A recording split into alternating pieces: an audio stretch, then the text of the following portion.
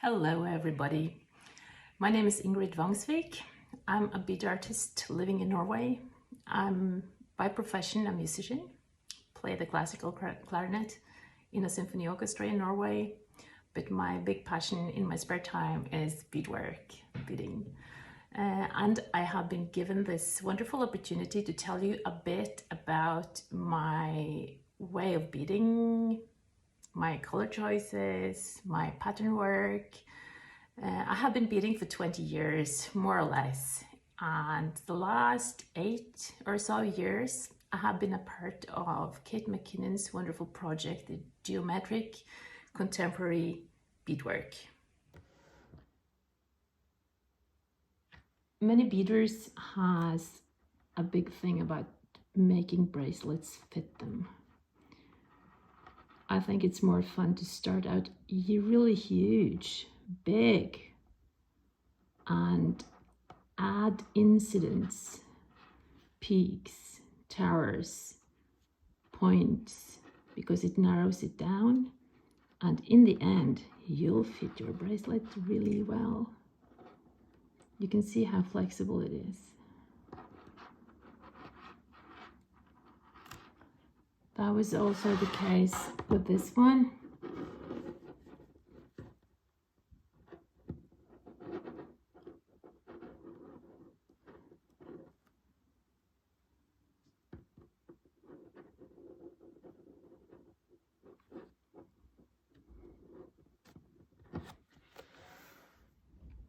This is another piece I made that's a bit not so traditional. It's more like a hand piece.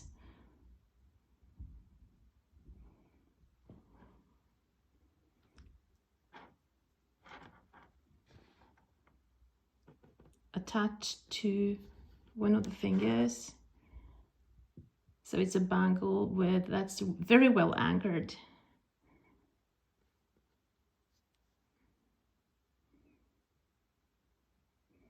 Also triangles again, this triangle shape.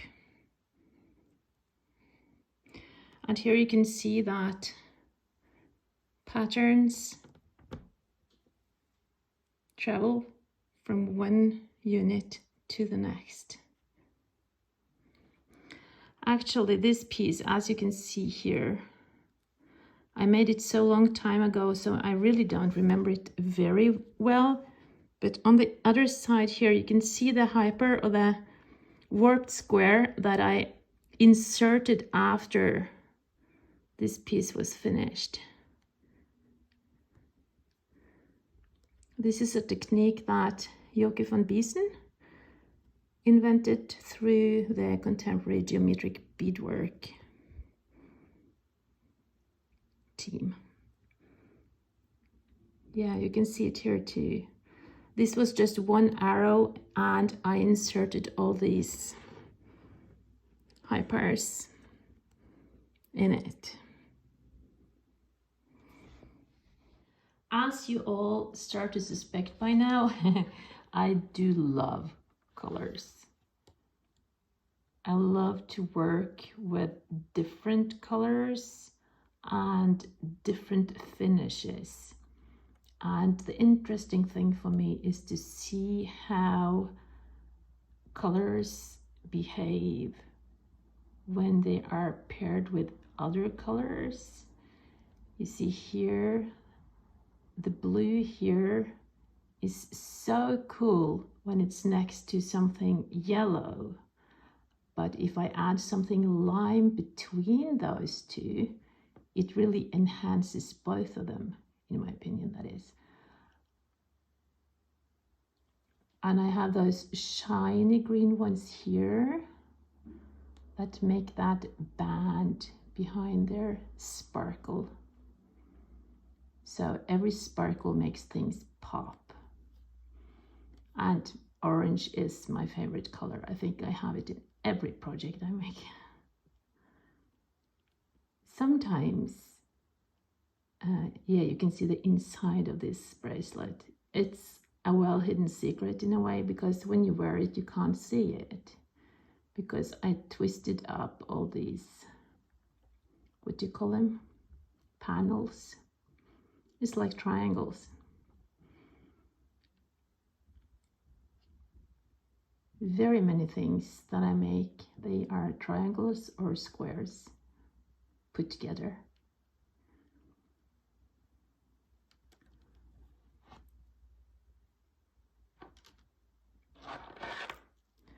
This huge piece is a big color with a kind of nifty clasp. It's high bars.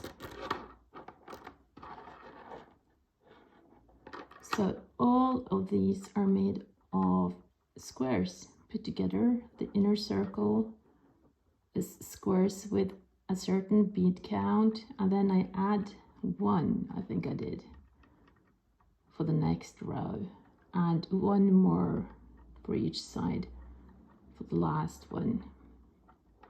So you see that the whole, if I pop my finger in here, you can see it properly. You don't have the normal four pointed with a small hole. You get a slightly bigger hole because you have one more unit in the middle row here. You can see it here. Also the same thing happens here. And of course it is the same thing on the other side. And it's squashable. Warped squares. I love contrasts. Really love contrasts.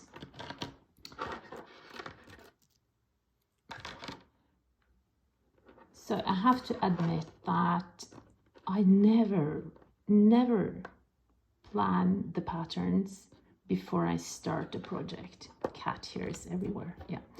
Well, I don't plan the patterns, and normally I don't plan the shape of things either. So these bangles, oh, it's difficult to see, are random and asymmetric and colorful. This one, maybe it's easier to see in this one. Spread it out here. So you can see it's a rickrack, but it's slanted one way, and there is growing another one here. But I love things that are just put in there by chance, and you have a window, small window here. So it's uneven sides, which is also a point of interest for me. So randomness, which I adore, can be put in a piece on in different directions. You can have color choices that are random. Very often I start up with bead soup. Of course, none of these have that, but if I start off here with a band in the middle of the base here, I often use random colors. They're just my normal bead soup that I have a lot of, and I continue sometimes randomly, but often the pattern kind of grows out of that. It depends on what's there and what inspiration I can find. So you can have also treat a piece like just one canvas. I have an example here. Move. This is the arrow that I made. This is the clasp though. So it's been treated like, you can see there is units. I've kind of stuck to the same patterning for each unit, but not quite. Here you can see it's bleeding over to the next unit, also here. But there are, and you can see my rainbow kind of travels over to the next unit. But you can see this is strictly on this one, and you have something else going on in each unit. Yeah, but on this other arrow, this is one, my Picasso arrow. I think I will make it a bit smaller, it's easier to see. Then you can see that I treated the whole thing as just one canvas. And the sides are very uneven. I had see-through yellow beads here. The thing is that I had red thread, so it shines through and enhances the warmth of this color. So randomness goes also for bead count. Very random. I wanted the asymmetry big time. I do like to throw in daisies. And when you have, as you can see here, I am alternating with single peyote and double peyote. And then I got these flowers. These are daisies with double peyote. Quite a cool thing. And the toggle clasps travels with me on a lot of pieces also. So I think this is the one that shows the most clearly the way you can kind of compose a piece through. You don't have to divide everything up in the segment that its natural form shows. Also, a bit of the same in this piece. You can see here it's some similarity between the segments, but they do have different shapes or different lengths. Therefore, the appearance is quite different. Then you have one peak that stands out compared to the rest.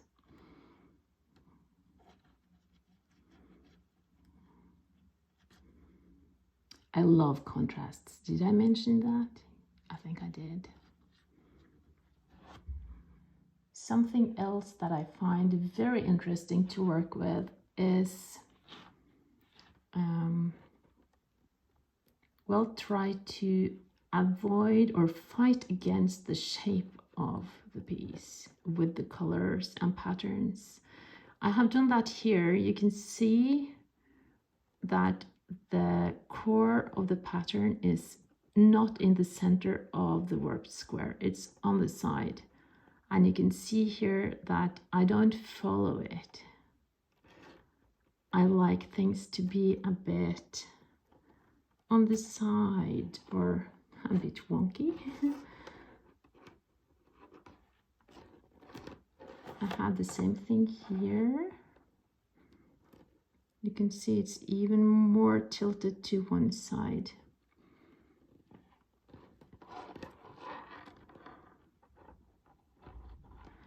And this is sort of a spirally shape.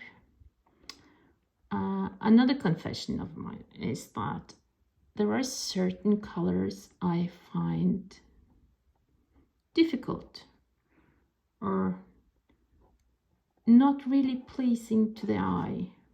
Something that gives me resistance.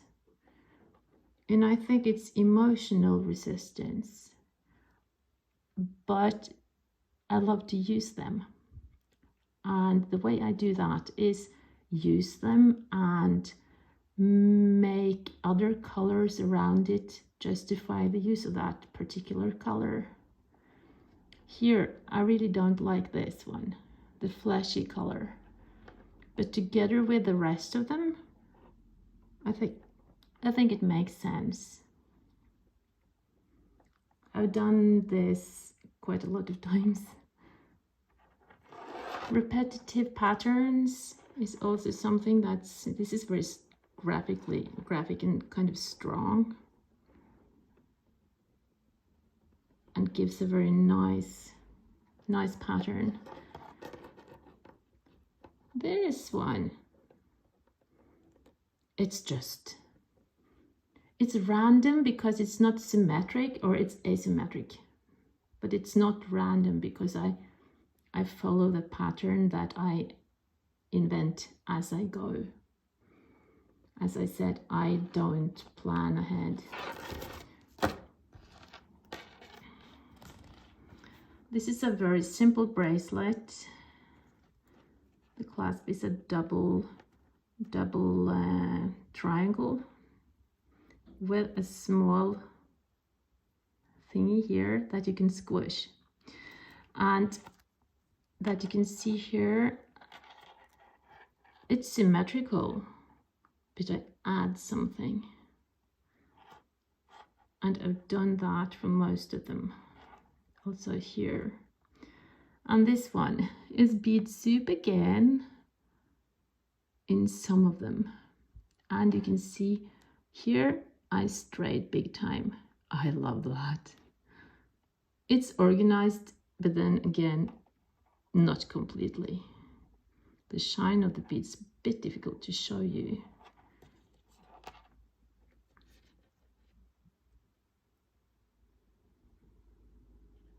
Subtle changes, but still it's a theme here, more than usually in my pieces. This one was a big experiment.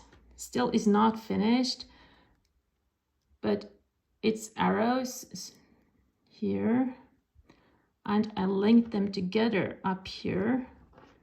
But this one is a floating, it's actually quite loose. It's a square woven into the bracelet. It gives it a very interesting shape, but this is still in the making. I just wanted to give you a sneak peek of this. My last pieces, I'm still trying to kind of avoid the strong shape of the triangle. You can see I strayed with the pattern here. So it's a triangle, but it's not really symmetrical, but it's elevated. Just want to pop it out to show you. Now you can see it better. So it's a lot of ins and outs, but here it's suddenly a square. So it's a triangle, but it turns out to be a square.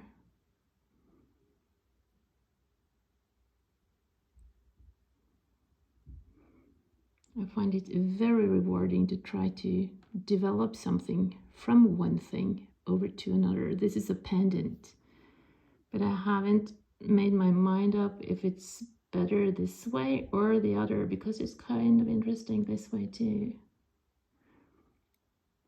I'm working with another right now, still on the thread.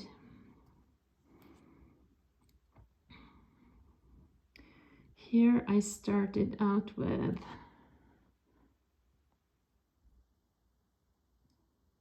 a triangle that is not a triangle. You can see the core beads here. So it's off-centered. I'll show you. I turned it into kind of a flower, but it has some sort of the triangle shape. And then I made it on top of a base, and the base is colored with dark and shiny of various colors. I wanted it to be interesting to look at when you get a glimpse of it. And I then continued to make a big triangle. It's going to be a pendant, hang from here, not quite finished, but I added a 2-drop side here to make it more pointed and to break the strict lines of the triangle.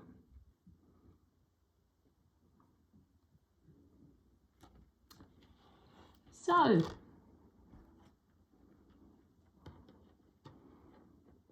Kaleido cycle. This is a bracelet. Doesn't fit me though, but still is a bracelet.